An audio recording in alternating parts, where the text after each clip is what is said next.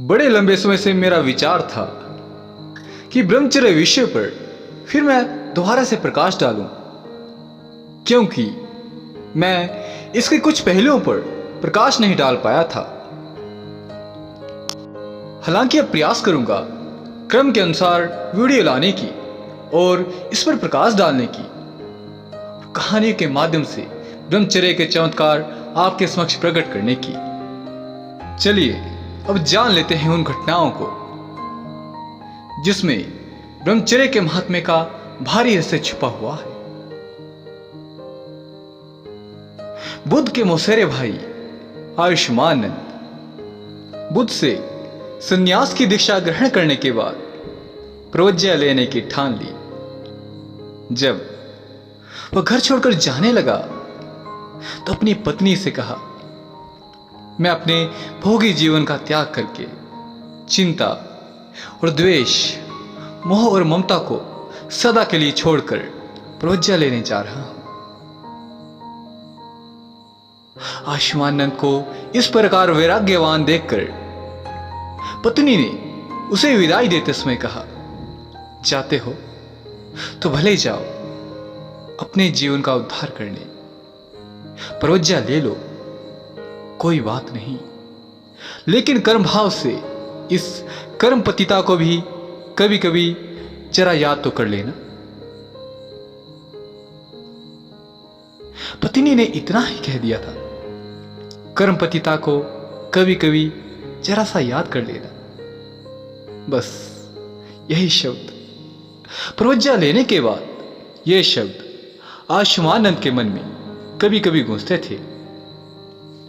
जब तक एक भी बात मन में घुसी हो तब तक चित्त की विश्रांति का मार्ग नहीं मिल सकता है। आयुष्मान ने अपने पत्नी के अंतिम शब्दों को भूलने का बहुत प्रयास किया, अनेक उपाय किए, संयम साधा, लेकिन मन कहां मानता है। पत्नी के वही शब्द अभी भी मन में गूंज रहे हैं, कर्म पतिता को कभी कभी याद कर लेना। उसके सारे उपाय व्यर्थ हो गए। उसने अपने एक गुरु भाई भिक्षुक को कह ही दिया, मुझे घर जाना होगा, मैं इस संन्यास जीवन का परित्याग कर गृहस्थी जीवन जीऊंगा। उस बुद्धिमान गुरु भाई ने सत्शिष्य ने बुद्ध को कहा, आयुष्मानंद ऊंचाई का रास्ता छोड़कर पतित प्रवाह की ओर जा रहा है, सरकने वाले संसार सुख की ओर जा रहा है, जिसने हजारों हजारों जन्मों तक भोग भोगे थे, उसे बचाने की करुणा हो।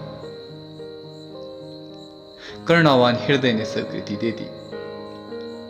बुद्ध ने आयुष्मानंद को बुलाकर पूछा, तुम घर जाना चाहते हो, क्या करना है?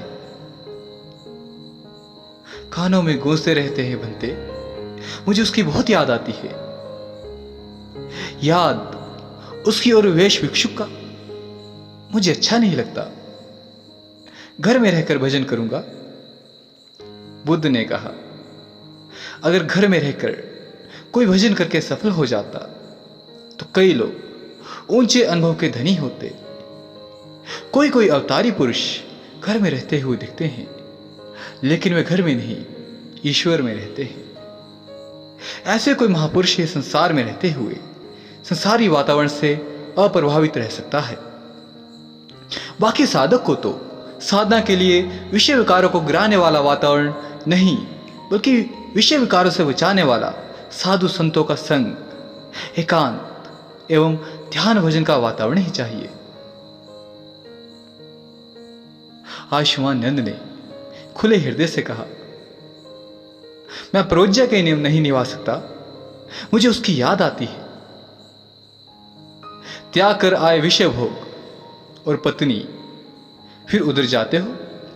तुमने दमन किया हुआ विषय अब चाटने हेतु जाना चाहते हो, कैसी चोट मार दी। बनते, मैं दगाखोर जीवन नहीं जीना चाहता, उसकी याद आती है। ठीक है, आओ मेरे साथ चलो। बुद्ध ले गए आयुष्मान को एकांत में और उन्होंने उसे ध्यान करने को कहा। ध्यान के दरमियान बुद्ध ने अपनी योग शक्ति का उपयोग करके तांत्विक श्लोक में उसकी यात्रा करा दी।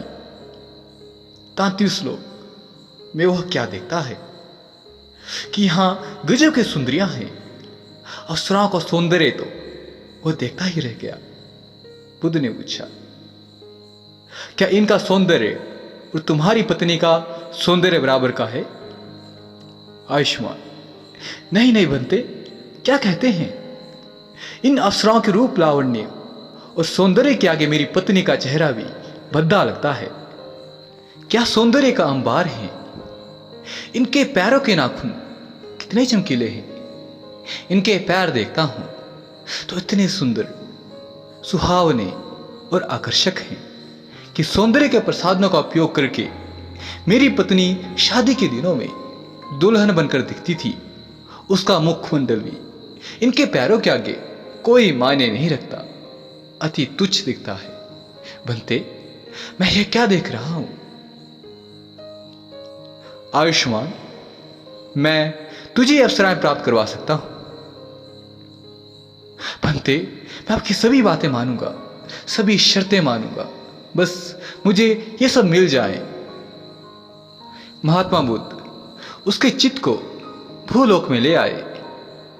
उन्होंने उसके सामने यह शर्त रखी कि तू केवल 1 वर्ष के लिए ब्रह्मचर्य का पालन कर। तेरे चित्त में जिस किसी भी विषय के प्रति आकर्षण पैदा हो उसे हटाते जाना और विश्रांति पाते जाना। बुद्ध ने कुछ प्रयोग बताए और आयुष्मानंद उन प्रयोगों के अनुसार बड़ी ईमानदारी और तत्परता से साधना में लग गया। उसने अपने खान पान में संयम किया, लोगों से मिलने जुलने में सावधानी बरती और ब्रह्मचर्य का सख्ती से पालन किया। ब्रह्मचर्य पालन से बुद्धि सूक्ष्म और तेजस्वी हो जाती है, प्रज्ञा निखरती है, शरीर में ओज तेज का विकास होता है। इससे व्यक्तित्व निर्भीक बनता है। ब्रह्मचर्य सारी सफलताओं की महानतम कुंजी है। हमारे खान पान से शरीर में जो सब धातु बनती हैं उसमें वीर्य भी एक धातु है। अगर इसका संयम किया जाए तो यह ओज में परिणित हो जाता है, जिसके प्रभाव से एक गुप्त नाड़ी जागृत हो जाती है। इस नाड़ी का आत्म साक्षात्कार से सीधा संबंध है। रामकृष्ण परमहंस ने भी यही बात कही थी। एक उच्च कोटि के संत ने पूछा कि गृहस्थ होते हुए भी आपने इतनी ऊंचाइयों को पाया, जबकि अन्य गृहस्थी लोग भी भजन करते हैं किंतु वे ऐसी ऊंचाई तक नहीं पहुंच पाते, ऐसा क्यों? गृहस्थी लोग भजन करते हैं तो भजन करने से जो ऊर्जा, तेजोवलय और जो योग्यता बनती है उसे वे विषय विकारों को भोगने में खत्म कर देते हैं और ठन ठन पाल बनकर रह जाते हैं।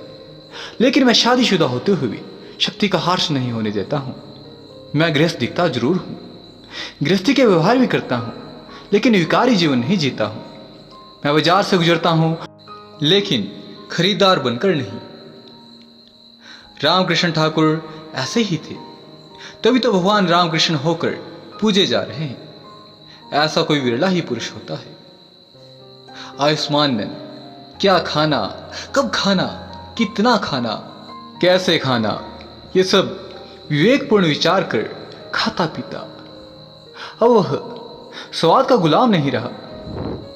15 दिन में एक बार कड़ा उपवास करता, जिससे वीर्य ओज में परिणत हो जाए।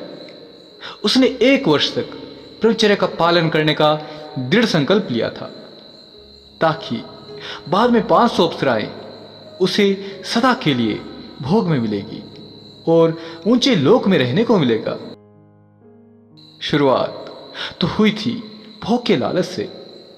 भोग के लालच से ही सही उसने खूब संयम किया, ब्रह्मचर्य पाला। वर्ष पूरा हुआ तो बुद्ध ने आयुष्मान से कहा, मैं अपना वचन पालने को तैयार हूं। मैं तुझे उसी लोक में भेज सकता हूं। मेरे लोकपाल और 500 अप्सराएं तेरी चाकरी में रहेंगे। तू तैयार हो जा। आयुष्मान फूट फूट कर रोया। भंते, भोग में सामर्थ्य का क्षय होता है, जबकि योग में सामर्थ्य बढ़ता है। भोग में शांति अशांति में बदल जाती है, जबकि योग में शांति महाशांति का द्वार खोल देती है। अब आप मुझे अपने श्री चरणों में रहने दें। मेरी गृहस्थी के सुख से तो अवसराओं के संग का सुख बहुत ऊंचा है, लेकिन विश्रांति के सुख के आगे वह सुख भी अति तुच्छ है और दुखों से भरा है। बनते, परमात्मा विश्रांति से चित्त शुद्ध होता है, स्वास्थ्य में लाभ होता है, मन में सद्भावना पनपती है, बुद्धि में सात्विक सामर्थ्य और हृदय में सच्ची स्वाधीनता का प्राकट्य होता है। आशुमानंद संयम का महत्व समझ चुका था। अब वह दृढ़ता में लग गया बुद्ध के उपदेशों को पालने में।